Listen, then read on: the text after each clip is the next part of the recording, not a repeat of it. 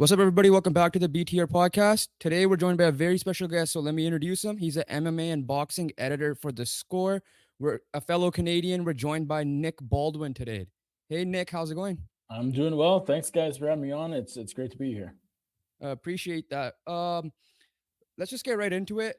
UFC 297, the one in Toronto, just concluded.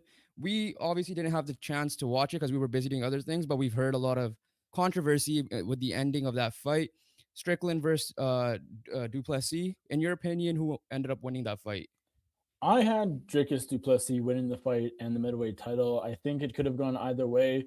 I think the middle rounds 2, 3, and 4 were pretty close. The first one probably went Strickland's way. The last one, I think Strickland turned it up late as well. But then DDP, I had him winning rounds 2, 3, and 4. But if you want to make the case for Strickland winning, as UFC CEO Dana White did and some others did after the fight, that's not really an issue. Again, this is just one of those fights where in MMA, sometimes it's basically a 50-50 fight, and this is a great example of that. But I think Dricus du Plessis, I think the power that he had and the power punches he hit Strickland with throughout some of those middle rounds is the difference maker here, is what gave him the title. I gave DDP the fight, but hey, if you want to go Strickland, it's kind of hard to argue that as well.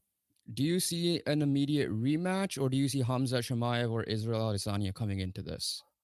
I don't think it's going to be the immediate rematch. I don't think that's out of question completely, just because Sean Strickland, I wrote this in my takeaways after the event last weekend. Sean Strickland is probably a top 5 draw in UFC right now.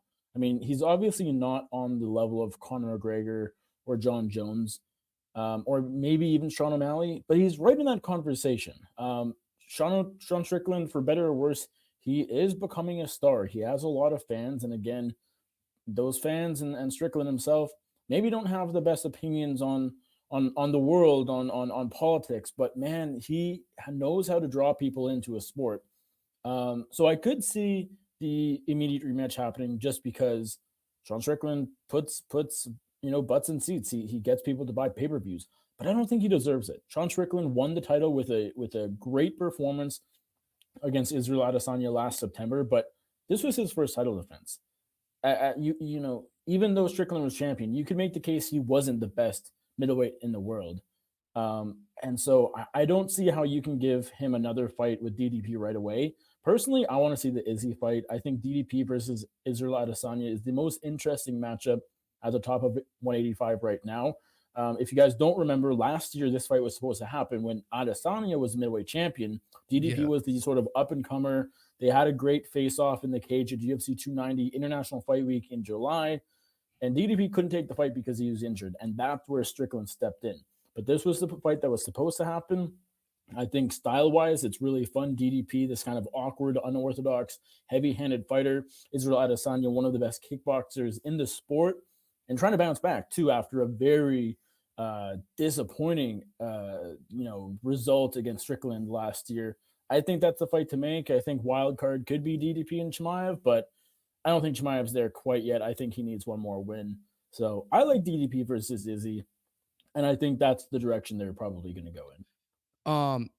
Just rounding up the card in general, obviously it was in Toronto. How was the atmosphere in Toronto? Because in Vancouver we had the Amanda Nunes was the main event. So Yes. the Canadians say we don't usually get the big mega fights or like anything crazy. But how was it? How was the atmosphere in Toronto? It was fine. I can't speak to it completely. I wasn't cage side throughout most of the night. I was in the media room where the fighters do the interviews afterward. So I can't speak to the audience too much. But what I will say, this was not a great night for Canadian fighters. And so based on that, I don't think it was the most electric atmosphere if you compare it to, say, Vancouver last June, or if you like historically best crowds. I mean, like London has good crowds, and Dublin in 2014 for McGregor, that was a great one. I don't think we really replicated the magic that you guys got in Vancouver last year, because a bunch of Canadians on that card won, Mike Malott, et cetera, et cetera. This time, Canadian men went 0-7 and Canadian women went 2-0. So 2-7 overall. Not a great night for Canadians. And honestly, the card itself was not lackluster, but not thrilling either. The main event was great. Co-main event was not very good. Rest of the main card had some ups and downs. Um, Unfortunately, a bit of a forgettable night, but at the same time, two new champions. It's great to see Raquel Pennington, finally reach that pinnacle. DDP 7-0 in the UFC, a quick rise himself. It was not the worst card in the world, but it was not the greatest card either. All right, next. So since we've gone to the UFC, we've seen three amazing reigns: one by Izzy, one by Kamaru Usman, and one by Volkanovski. Right. So which one do you think has been the most impressive reign? Sorry, can you are you saying at featherweight? No, Uh, no, like their reigns. So like Izzy's is reign as champion, Kamaru Usman his streak as champion, and then Or Volkanovski's. Volkanovski? I see. Yeah, So comparing Izzy, Usman, and Volkanovski. yeah, Um, their championship reigns. yeah, I think Volkanovski is tough to beat. I think in terms of the pound for pound all time conversation, Alexander Volkanovski beats both Izzy and Usman. I think it's tough to sort of decide between Usman and Adesanya. I think I would probably go Volk, then Usman, then Adesanya. Adesanya arguably has had the most memorable title reign or title reigns because he was champ twice. Just because he is one of the bigger draws in the UFC. Usman and Volk arguably are not. He has this style that really appeals to everybody. He really does feel like a superstar. But in terms of competition, in terms of just pure accomplishments, who he's beaten, how he's beaten them, I think Volk and Usman are a little more impressive. I would give the edge to Volkanovski. Um, those wins over Max Holloway are legendary, iconic performances. Particularly the third one. He yeah. dominated Max Holloway a couple summers ago, and that was he really separated himself from the rest of the pack at 145. Fortunately, things haven't gone his way lately, fighting at 155 for the title against Islam Makachev, but he has a chance to rebound against Ilya Topuria in another featherweight title defense. So yeah, comparing those three guys, I'd go Volk, but you can make the cases for them all. I mean, they're all great UFC champions. So similar, just following up on that, like we said, we can't when we started watching it, we're kind of on the casual space. We're still trying to like learn Right, our way up right. here. But like obviously, when we saw Izzy dominated, Kamaru's dominated, Amanda Nunez dominated, Valentina Shevchenko dominated for a while before they ultimately all ended up losing the belt at one point. Obviously, Izzy ended up losing it again, and then Amanda Nunez got hers back. But with Volkanovski, do you see him losing it anytime soon after, like with this Topuria fight, especially coming up? I think there's a great chance. I think right now I actually am leaning toward Taporia. Don't quote me. Like I think in the next few weeks, maybe I'll change the Volk, maybe I'll change and then change again. I think this is a very close fight. I think Taporia versus Volkanovski is probably the fight I'm most looking forward to. That's on the UFC schedule right now. It is just a tremendous fight. It's very 50-50 in my opinion. Obviously, you can't look past someone as great as Alexander Volkanovski. But Ilya Topuria, he's 26 years old.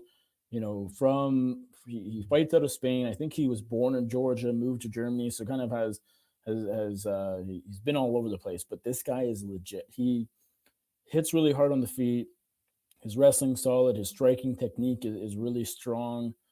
This guy, to me, like he feels like the Volkanovski of 5 to 7 years ago. Obviously, their styles are different. They're not the same fighter, but this guy feels like the next big thing, like the next dominant champion at 145. And I honestly do think this is going to be a passing of the torch. If this fight was happening in the summer and Volkanovski had more time to recover from that brutal head kick knockout loss just a few months ago, I might think differently. But the reality is, he probably hasn't had enough time to fully recover. He thinks he has. He's been very adamant about getting back into the octagon very quickly, no long layoffs. But at 35 years old, that's not always what a fighter needs. And Alexander Volkanovski took a brutal knockout loss against Islam. We hadn't seen him ever go down like that. And I think Elliot Taporia might be catching him at the right time. Obviously, Volkanovski has a great chance. You can't count him out, as I said. But right now, I'm leaning towards us getting a new champion in that fight. So other than that one, which other current champs do you see losing their belt this year? That's a great question, and you're putting me on the spot. I think Sean O'Malley has. That one's tough because I think he beats Marlon Vera at UFC 299 in March. But then it gets tough because if he fights Corey Sandhagen, that's a close one. I think Merab Dvalishvili beats Sean O'Malley. I think Cejudo would give him a run for his money. Peter Yan, I know Peter Yan hasn't looked great as of late, but it wasn't that long ago that he arguably beat Sean O'Malley. So I think O'Malley will have a really tough go at it this year. Um, I think Leon Edwards is going to be lucky to end 2024 as the welterweight champion. Not because he's not great. He is great. This guy is one of the best pound for pound fighters in the world. But man, I mean, Bilal Muhammad is a dark horse in this division. Always has been, always will be. And then if you look past him, Shavkat Rachmanov is the guy that everybody thinks is the future at 170 pounds. So if Leon Edwards, it'll be very impressive is if he's champ this time next year. DDP is going to have a tough road too. I mean, this fight was in January, so he may fight one or two more times this year. Whether that's Izzy, whether that's Hamza Chimaev, this guy is going to have a tough time. I think Alex Perriera will have a tough time. Alexa Grasso. The point is, I don't think many of these champions right now are that dominant. I think there's a lot of vulnerability at the top of these divisions, which is good. It makes things exciting. Yeah. But this time next year, I won't be shocked if like 4, 5, 6 of these champs are no longer champion of the UFC. So sticking with that, so the heavyweight division, John Jones is the current champ. I think Aspinall is the interim champ. But Yes.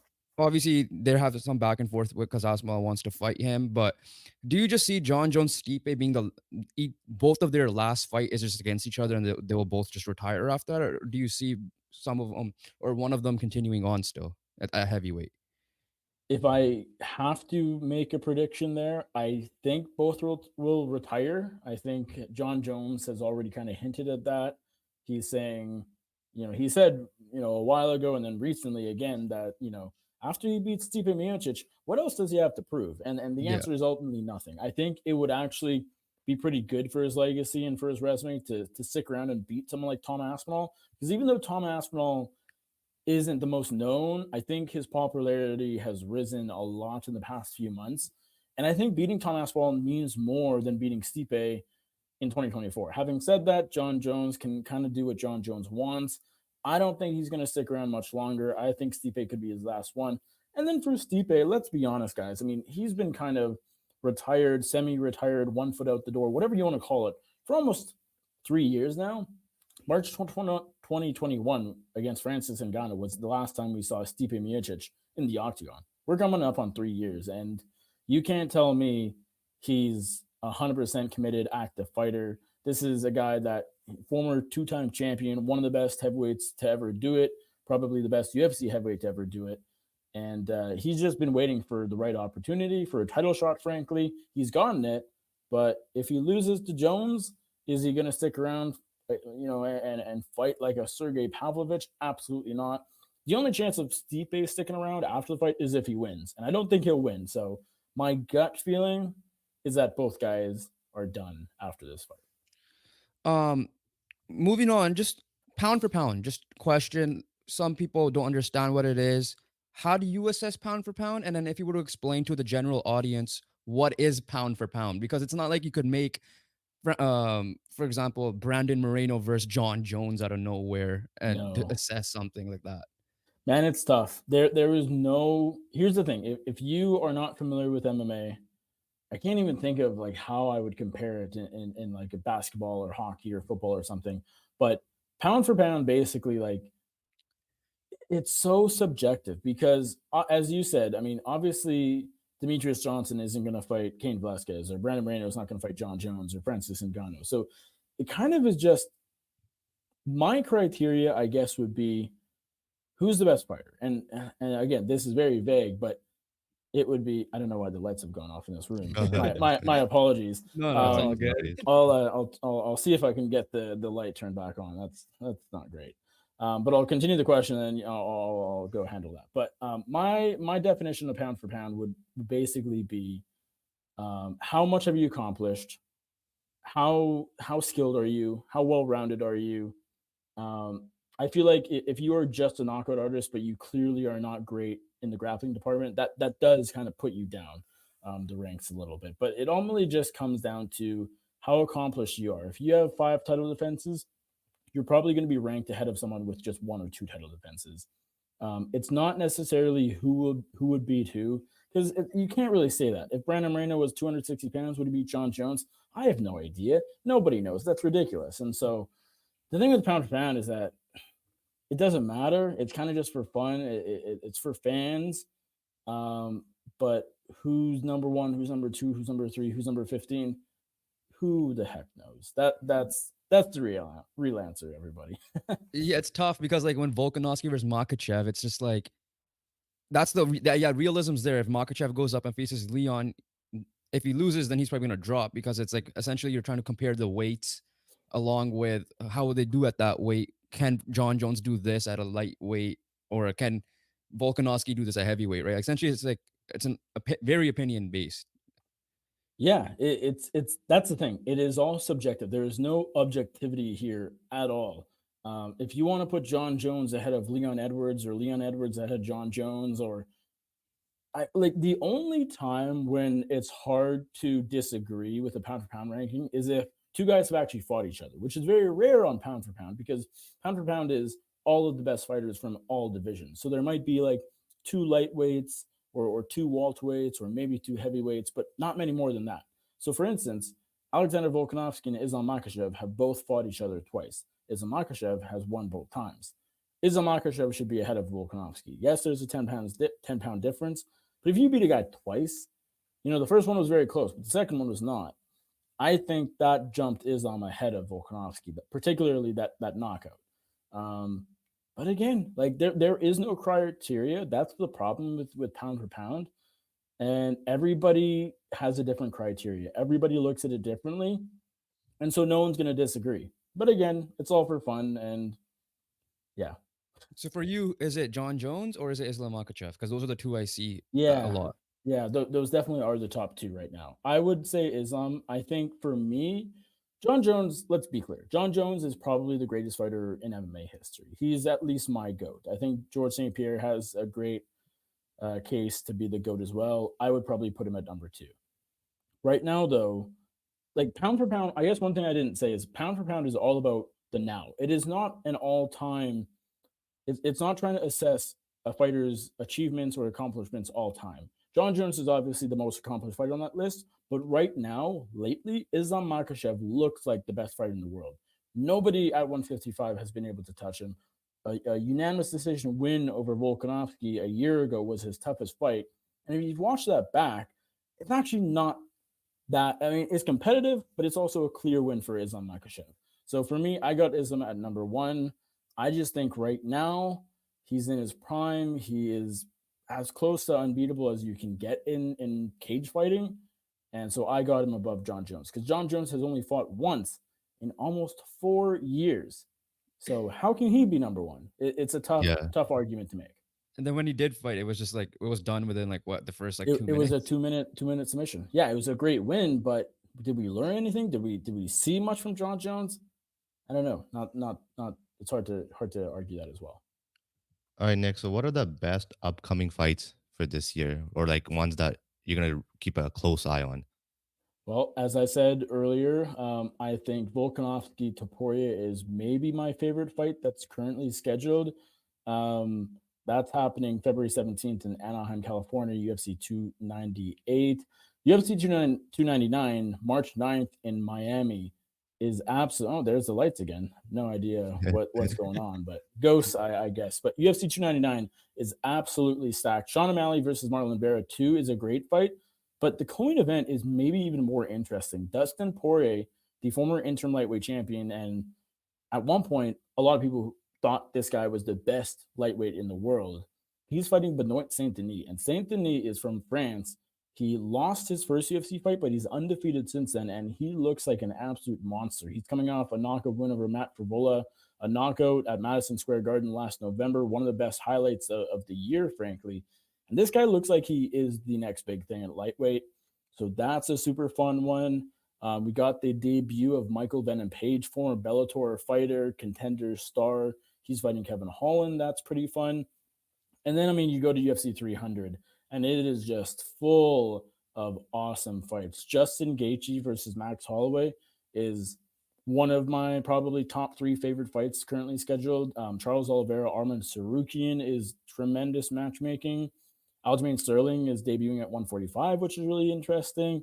And UFC 300 doesn't even have the main event yet, and so that card is looking absolutely wicked. And yeah, I guess that would be a large sample of the best fights. But I guess if I have to pick one, it's still probably Volk Topuria. Something about that is just so fascinating because it's a dominant champion, the longest reigning active UFC champion, taking on who is clearly his toughest test right now in Ilya Topuria, and he might lose. And so that's my fight to watch. But UFC knows what they're doing, and some of these cards coming up are looking real nice. So you mentioned UFC 300, and one of the questions we're going to ask you is, what fight would you like to make? Let's just tie it in together. The main event's empty. Two-part question. One, which one do you think? What do you think is going to be the main event? And if it's you're the guy, you're Dana White, what would you make the main event? It's so tough. The reason this is tough is because there are not that many options. If you look at who the champions are right now in the UFC, from Alexandre Pantoja all the way to John Jones, DDP in there, Islam Makhachev, a lot of them have either just fought, have fights on other cards coming up, or just flat out unavailable. Islam Makhachev wanted to fight before Ramadan. Unfortunately, that's not happening now. He observes Ramadan, and so he won't be fighting until probably the summer. So that rules him out of UFC 300. John Jones is recovering from a pectoral tear injury, so he's out till probably July or August. Conor McGregor is still an option. I don't know if you guys saw or if the listeners saw, but Conor McGregor and Nate Diaz went back and forth on Twitter yesterday. Or no, Conor McGregor and Michael Chandler, my bad. They went back and forth on Twitter yesterday, and we'll see. We'll see. That still is an option. I guess the most likely scenario here is Israel Adesanya versus Dricus du Plessis. I think DDP will be the big question here, though, because he took a lot of damage against Ron Strickland just last weekend. There's a lot of facial damage. If you've seen pictures of him recently, a lot of that is already cleared up. He's still bruised and stuff, but the swelling has gone down. He might be okay for UFC 300, but it's no guarantee. Even Izzy was saying, I don't want to fight again for a while. I'm dealing with maybe an injury. I'm not getting back into training till February. Even he might not be ready for UFC 300. We haven't really heard for sure. I still think that's the fight that they're leaning towards. I don't think there's any fight that makes more sense unless it's Conor. If they can get Conor and Chandler or Conor and Diaz, you got to go with that because UFC 300 needs a big name, and there's no bigger name than Conor McGregor. In terms of a realistic matchup that I would most want to see as the main event, it's Conor McGregor, Nate Diaz 3. That is the biggest fight you can make in the UFC. UFC 300 is supposed to be a big card. Got to put the biggest fight on the biggest card, and McGregor Diaz is that answer. Is because you mentioned Dricus versus Izzy. The thing that we saw the most, at least early on when they were announcing cards, was Bilal Leon was probably going to be the main event. Yes, there was some talk. That's the most realistic one, like based on your analysis there. Like they haven't fought. Yeah, it is. They're the longest without a fight. It's absolutely realistic. I don't think it's going to happen. I think there was some talk of it. I think they're going to save Leon Edwards for a card in the UK this summer, maybe UFC 302, maybe in June, perhaps. The reason I don't think that's going to be the UFC 300 main event is because, whether it's fair or not, a lot of people aren't big fans of Bilal Muhammad. He is not the biggest name. His name value has definitely grown in the past few years, but that fight just doesn't feel like a UFC 300-esque main event. Leon Edwards is coming off a fairly boring win over Colby Covington. Bilal Muhammad is not the biggest name. That fight, while great and while completely deserved, Bilal Muhammad, he's done more than enough for a title shot. Leon Edwards is one of the best fighters on the planet, pound for pound. That just doesn't have 300 written all over it. Not the most media-friendly fighters, not always the most fan-friendly fighters. I think the UFC knows that fans would be disappointed if Edwards Muhammad was the main event of UFC 300, supposed to be the biggest event ever, according to Dana White, right? And so I think they're going to try their absolute best not to have Leon and Bilal in that main event slot. Don't never say never. I mean, if they literally have nothing else, they'll do it. But they're going to pay DDP a lot of money to, have a shorter camp before calling Leon and Bilal. That's my opinion. All right, Nick, the big question. If it's not 300 or any time this year, will we see Conor McGregor return? It's tough. I don't know any more than you or anybody else. Conor McGregor says time and time again that he's going to fight on this day, on this day, on that day, on next year, next month, next week, and we still haven't seen the guy in the cage. July 2021, the broken leg against Dustin Poirier. That was the last time we saw the Notorious. And man, I don't know. Like, I think Conor McGregor is going to fight. If I have to make a prediction, gun to my head, that sort of thing. If I'm putting money down, I'm probably saying Conor McGregor fights. But who knows? Like, when we get promise after promise and promise ruined after promise ruined, it's really tough to have any faith in the guy coming back. And let's be real. I mean, no, we're not blaming Conor here. He has all the money in the world. He has a family, a big family. He keeps having kids, and he can go on his yacht in the south of France and just relax and train if he wants and go to parties and drink and just enjoy his life, drive cool cars. Like, he can do all this. He doesn't need to fight. So why would you get into a fist fight with like a Nate Diaz or Michael Chandler, a trained fighter, if you can just like relax for your whole life and tweet all night? Conor McGregor doesn't need to do this. If he comes back, it's because he wants to. And this is, at this point, it's hard to say if he wants to. He'll tell you that, but do we really believe him? I don't know. I think he's gonna fight, but for anyone that isn't familiar with Conor McGregor, doesn't know how he operates, don't be that shocked if we're talking again in December and Conor McGregor still hasn't come back to the cage and a return is nowhere in sight. That would not be the most shocking development in this sport. This is a crazy sport, and crazier things have happened than Conor McGregor choosing not to fight. All right, final UFC question before we get into the boxing. Israel Adesanya and Alex Pereira 3, do you think it happens at light heavyweight? Do I think it happens ever? Yes. Do I think it happens this year? I'd be a little surprised. I think that might be the one Hail Mary they have for UFC 300. I could see it happening. Izzy doesn't deserve another light heavyweight title shot. He's coming off a loss at middleweight, so there's no world where fighting for the 205-pound belt makes any sense. But it's a big matchup. It's a great matchup. There's obviously history. Izzy knocked out Perriera less than a year ago. I could see that happening. I just don't know if it'll be next. I think Alex Pereira is probably more likely to just defend his belts against a contender in his division, either Jamal Hill, maybe the winner of Prohaska Rakic, or more likely Magomed Ankalaev. And I think Izzy is probably going to focus on that DDP fight, or maybe a rematch with John Strickland. But I don't think Pereira Izzy 3 is next, but will it happen some point in the next, say, 2 or 3 years? I think so. I don't think the UFC can just let that one go. There's too much history, too much drama, and too many pay-per-view buys being left on the table if you don't book that fight eventually. Yeah, I feel like he'll somehow reclaim the middleweight middleweight belt It's either possible. this year and then Yeah. just jump up, and if Pereira's still a champ, and go at him again there, try to be a double champ. One That's my prediction. And the at least. final yeah. dance, basically. And that would be the biggest way to make the fight. Like, that would be, that would be a bigger fight if that happens than it is now, because Israel Adesanya is coming off a very uninspiring loss. We don't know if he's the same fighter, yada, yada, yada. But if Israel Adesanya goes out there and smokes DDP, calls out Alex Pereira, there's no bigger fight. Maybe a Conor McGregor fight, but, other than Conor, there's no bigger fight. Alex Pereira, Israel Adesanya will always be a huge fight. But if it's champ versus champ, 185 champ versus 205 champ at 205 or even at 85, that would be massive. All right, let's get into the boxing, but still kind of MMA ties here. Francis Ngannou, recently, obviously he has his drama with Dana White and all that. Headed over to PFL, but before that he fought Tyson Fury, which many thought he actually won that fight, and now is going against Anthony Joshua. Your overall thoughts about Francis Ngannou's journey to what did he make? Obviously, I think he made the right decision, but like your overall thoughts on Francis Ngannou's like not downfall, but like leaving the UFC essentially. Yeah. It's been unbelievable, frankly.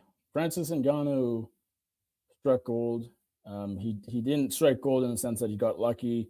He knew what he was doing. He believed in himself, and man, he made all the right decisions. And this time a year ago, he it was just announced that him and the UFC were parting ways, and he was the reigning heavyweight champion. He was a free agent. And on that same night, they announced that John Jones would fight Cyril Gane for the vacant heavyweight title. And of course, you know what happened. John Jones is the champion now. But at that point, a lot of people thought Francis Ngannou screwed up. You're leaving the UFC as the champion. What are you doing? Well, you're never going to fight Tyson Fury. You're never going to fight Anthony Joshua. Deontay Wilder doesn't want to fight you. You're making a mistake. And then a couple months later, there were no announcements. We didn't know what was next for Francis Ngannou. We didn't know if he'd fight in MMA again, if he would get a big boxing payday that he so wanted. We didn't know if he would ever fight again. And a lot of people thought he fumbled the bag. That's obviously sort of the money tagline now, now that we know what happened. And then he signs with PFL. That was the first step in sort of redeeming himself. Not that he really needed to, but he signed with PFL. Big deal, big contract, a lot of money, pretty historic. He's on board with PFL Africa as a chairman. His opponent will get $1 or $2 million. This was a pretty unprecedented contract with a rival MMA promotion.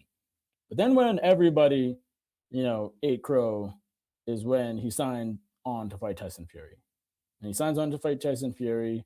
Big payday, biggest payday of his career, boxing debut, huge fight in Saudi Arabia. But nobody thought he could actually win. Everybody thought Tyson Fury would dominate. People in the boxing community thought this was a joke of a fight, that Francis Ngannou, why is he even doing this? Why is he here? He didn't deserve this. He didn't earn this the right way. And then he shocks the world. He didn't win. Francis Ngannou lost a split decision, but by knocking down Tyson Fury in the third round of that boxing match in Saudi Arabia on October 28th, he showed everybody that he did not fumble the bag. The UFC fumbled the bag. This is one of the biggest superstars in combat sports right now. And by knocking down Tyson Fury and being competitive with him for most of the 10 rounds, winning the fight on one judge's scorecard, which if you told me before October 28th, I would have called you a liar. I wouldn't have believed that he would have been able to do that. He now sets up the Anthony Joshua fight coming up in a couple months. Francis Ngannou has just done everything right. It is remarkable to see where he's gone from this time, say in April of last year, to now. He has honestly built up his name to become one of the biggest stars, one of the most paid fighters in the game, one of the most sought after fighters. I mean, every promoter in boxing seems to want to work with him, whether that's Eddie Hearn or Tyson Fury's promoter or people in Saudi Arabia. All the fighters, all the top heavyweights want to fight him. This is crazy. Like, honestly, this is crazy, but good for Francis Ngannou. He knew he could do it. He needed to show everybody he could do it because no one believed him but him and maybe his coaches and family. And man, what a legend. This fight with Joshua is going to be fun. I think, there's a reasonable chance that he can, pull off that magic once again. Joshua will obviously be favored, but even to get to this, it doesn't matter if he wins or loses or gets dominated or beats him. Even to get here is just absolutely remarkable. Moving on slightly, I think the biggest drama is out of the ring in boxing. Ryan Garcia versus Oscar De La Hoya. We always see this on Twitter. It's just confusing. It's such a toxic relationship. They're calling each other out publicly on Twitter. Yet one guy is their promoter. You got Floyd Mayweather involved somehow when he was training with him. But your overall thoughts on this, just because it's very confusing to many people, and I'm sure for yourself as well. It is weird. I'm not the most. I haven't sort of dialed into this situation too much myself. Obviously, I've seen the headlines, read the articles. I've heard Ryan Garcia talk. But yeah, as you said, I mean, the fact that Ryan Garcia is publicly blasting his promoter on social media, and Oscar is saying some things that maybe a promoter wouldn't usually say about their own fighter. It is very weird, and yeah, toxic is probably the right word here. I think the ultimate, how this is going to end, the end result is that eventually they part ways. I don't know contract wise what their status is. If obviously they have a deal in place, they're promoter and fighter, but whether this means Ryan Garcia has to be under contract with Golden Boy Promotions for the next 5 years. I don't know exactly how that works, I'll be honest. But I think at some point, eventually, whether they just end the contract or wait it out till it expires, there's going to be a point in time in the somewhat foreseeable future that Ryan Garcia and Oscar De La Hoya are no longer in business together because Ryan Garcia just straight up doesn't seem to like the guy, and that's wild to me. Just because, yeah, they're promoter and fighter, they're supposed to get along. But I guess it's real. I mean, this is real life. Humans are humans, and not everybody's gonna get along. I mean, not you don't like everybody you work with, maybe, or you don't like your boss, and I guess it's a similar situation. But it is pretty crazy to see it all play out in the public eye. And yeah, I think the end result here is that they'll split, part ways eventually. So we recently seen Wilder's return to the ring, but he did not look very good. So do you believe it might be over for Deontay Wilder? It might be.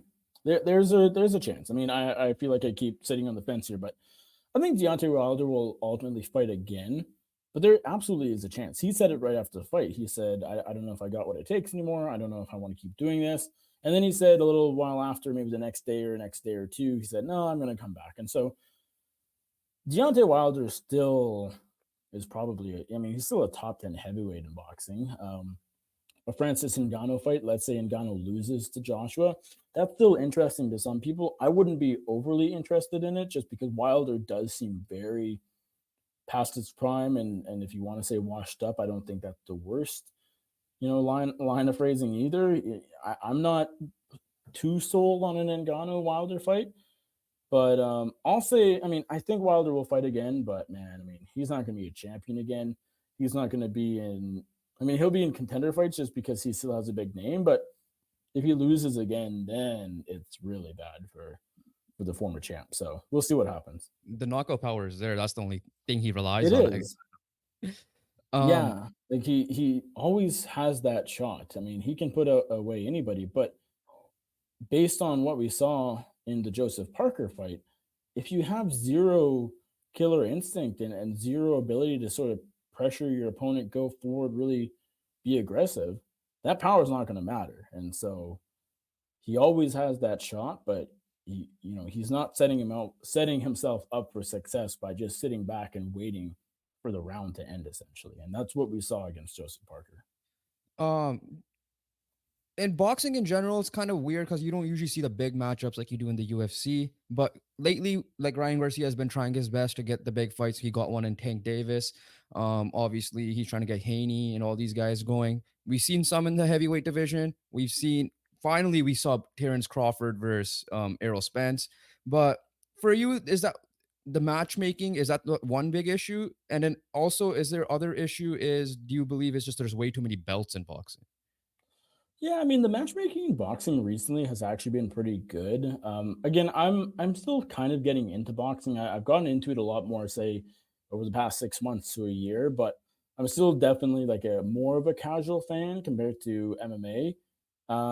But I think the matchmaking has been pretty good. As you said, we've seen some super fights recently. Tank Davis, Ryan Garcia was a huge one.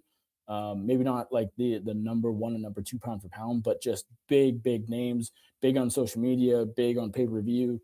As you said, Crawford and Spence was a massive fight for that division. So I think we've seen a lot of big fights. I mean, Canelo keeps fighting. I mean, Canelo Bivol. If Canelo Benavides happens this year, that'd be great. Bivol Better Biev is a huge one that people are waiting to see. I think matchmaking isn't the issue, but yeah, you're right. I mean, in terms of boxing and all its issues, I think just having so many sanctioning bodies does not help things here. I mean, it makes it so confusing for fans that are trying to get into the sport. There's so many belts in MMA and UFC, I guess. I mean, because of the setup and how promotions work in MMA and how organizations work in boxing is just so different. But there's basically one heavyweight champion in the UFC. Like John Jones is the guy. In boxing, you can have four.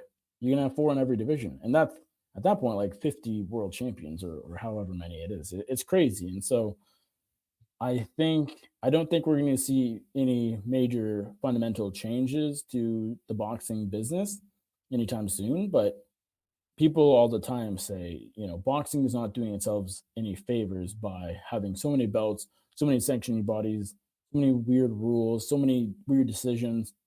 The business of boxing definitely holds it back. It's still a very popular sport, and I think the past few years for boxing have been very good. But the business side of things, all of what I've said, definitely does not make things easy. Especially if you're a new fan, if you're trying to get into boxing and learn the sport, it's tough for sure. All right, Nick, who do you believe is the best pound for pound fighter in the boxing world? I think it's probably Terrence Crawford. I don't have a great argument for him over, say, Inoue. I Canelo. think. Sorry. Canelo, I was gonna say, but between I thought it was between the two, but Yeah, I mean Canelo was up there, and then when he lost to Bivol, I think that dropped him down a bit. He's rebounded, so I think Canelo's in that probably 4 to 5 range. I think Crawford and Inoue are pretty yeah. clearly the top two. I mean, in most rankings, whether it's the ring or etc. I think it's kind of like 1A 1B. Like you pick one of them. It's not the wrong answer. Canelo's in the conversation. Alexander Usyk, the heavyweight champion who fights Tyson Fury next month, is very much in the conversation too. But I'd go Terrence Crawford. It would be my pick. All right, a couple of things before we wrap up here. This came to me, but your overall thoughts on the influencer boxing scene, if it's good for boxing. We see KSI, we see Jake Paul obviously trying to take on the big fighters now, but or your overall thoughts on like, is it good for boxing? And to a certain extent, when is it bad for boxing, I guess? It's a tough question, and it's a good question. I think overall it's good for boxing because Jake Paul, let's be real, whether you like him, hate him, love him, whatever, Jake Paul has brought a lot of eyeballs onto the sport of boxing. A lot of people around his age, late teens, maybe early 20s, or even younger, like depending if maybe they're interested in Jake Paul and Logan Paul's older YouTube videos, people that are 15, 16, 17 now, they're getting into boxing. Jake Paul and Logan Paul and to a lesser extent, Tommy Fury and KSI, they've all brought just a different audience to boxing, and that's not a bad thing. I mean, maybe boxing purists and the boxers themselves don't love it, but the more eyes, the better. Frankly, more pay per view buys and all that. I guess I don't. I mean, if it goes too far, I guess it could be bad. Like everything is good in moderation. Almost everything is bad if you have too much of it.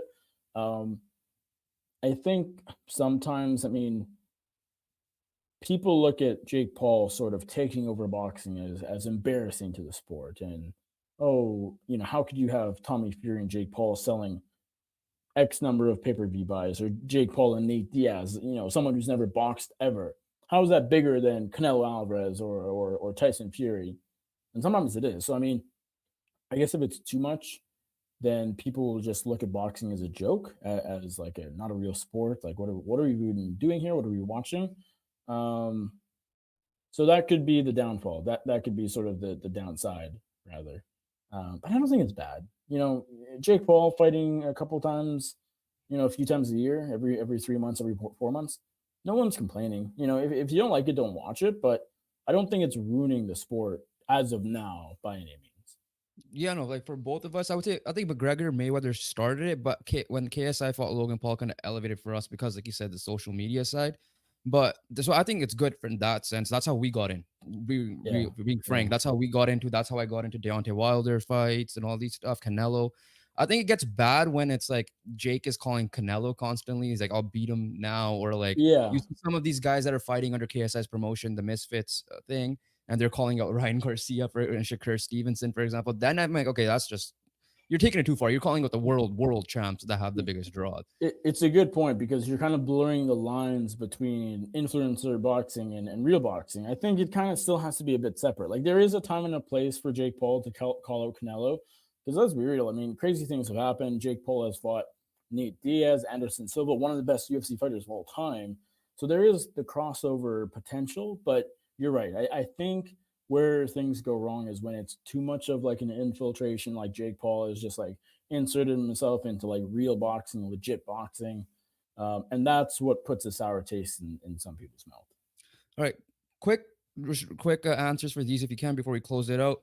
Sure. Canadian, you're Canadian, we're Canadian. Ever since George St. Pierre, we don't know that many people that are we should Yeah. keep an eye out for. In the boxing guy, I know Artem Betribiev is like Russian Canadian, so he's from based out of Montreal. But who are some Canadian fighters fans should Canadians in general should keep an eye on for in UFC and or boxing? Yeah, I'll be honest. I can't really speak to boxing too much. I'm not familiar. As you said, Artur Beterbiev, he's probably our best, chance at, glory or pound for pound, supremacy, if you will. But he's like Russian Canadian. So I mean, pure, someone who's born in Canada, raised in Canada, that sort of thing. Fully Canadian. I'm not familiar with many boxers on the MMA side. I will still say Mike Malott is our best shot at a UFC title and sort of another dominant welterweight fighter. But his setback against Neil Magny last weekend here in Toronto was not a positive result. It shows that he has a lot to work on, a lot of elements of his game he needs to improve. But there's just no one else that really has the star potential or potential as a contender. He still is very good. I think if he just sort of works on some things, he can be even better and maybe be a top 10 welterweight. I think Jasmine Jasudavicius on the women's side of things, I think has pretty good potential. I don't think she'll ever be a top 5 contender. So I think Mike Malott is still the guy to watch, but it'll be very interesting to see how he bounces back from this loss. And last thing before we close it out, you mentioned George St. Pierre earlier. A couple of months, like about a month or so ago, Christine Sinclair from the soccer side of things officially retired from the Canadian women's national team. Brought us a discussion: who's the Canadian GOAT? You might be a little biased. So for you, is it George St. Pierre because you're an MMA guy, or do you still think it's like Gretzky or Sinclair or Crosby, for example? Like, who's your Canadian GOAT, and where would you Uh, rank George St. Pierre on there? it's interesting. I think you got to go Gretzky, right? I think this is like the best hockey player of all time, and just what he meant to the country, like representing Canada as he was, playing for New York and Edmonton and LA and whatnot. I just think Wayne Gretzky is one of the best athletes of all time, and for him to be Canadian, I think he has to be the answer. Because I don't think Christine Sinclair and George St. Pierre, no disrespect, I mean, love them, but I just don't think they're quite in that conversation for like all-time athletes worldwide, top 10. Like I think Gretzky's in that conversation. So I'd go Gretzky. Shout out to Terry Fox. I think he's always overlooked in this Yeah, conversation. true. Yeah. He's obviously, a whole other sort of ball game. But in terms of like team sports and like a famous athlete, I think GSP is obviously in the conversation. What he meant to Canada over his long time reign as UFC welterweight champion and then middleweight champion at the very end, it's second to none. Like GSP was huge for Canada and for MMA in Canada. Everything we talk about, he basically hasn't fought actively for 10 years now. And all we talk about here in Canada is George St. Pierre. That's how much of a lasting effect he's left on the country. And the question we always have is who's the next GSP? And whether that's a fair question or not, we can debate that for hours. I would probably lean towards not being a fair question because how can you expect someone to be that great? Yeah. Yeah. But getting back to the question, I think GSP is in the conversation. I don't think he's number one, but man, GSP is great, and he's on that list. I think we had him top 5. I think when we Yeah, were discussing with another guest we had on. But Yeah. yeah. that seems reasonable. I'd agree Yeah. with that. All right, Nick, we appreciate the time. We hopefully could do this again. It was a lot of fun. But before we let you go, just promote yourself, promote your work. Where can people find you? Just show the people where they could look for Nick Baldwin. Absolutely. Appreciate you guys having me on once again. It was really fun. And yeah, hopefully we can do this again. I'm happy to do it whenever you guys want me on. Your audience can follow me on Twitter at Nick Baldwin MMA. And they can check out my work on the Score. So that's the Score app. You can download it on your iPhone or Android or whatever kind of phone you got. We do have a website. We don't really use it. It's kind of just all the same thing though. So whether the website or the app, you can find out or find my work, just news articles and features and interviews and all that good stuff. So you can check that out over on the Score. And I tweet out most of it too, so you can check out my Twitter as well. Appreciate it once again, and have a great day. Yeah, right, Nick. Thank you. Everything will be linked down below to everybody else watching. We appreciate you, and we'll catch you guys on the next one. Peace.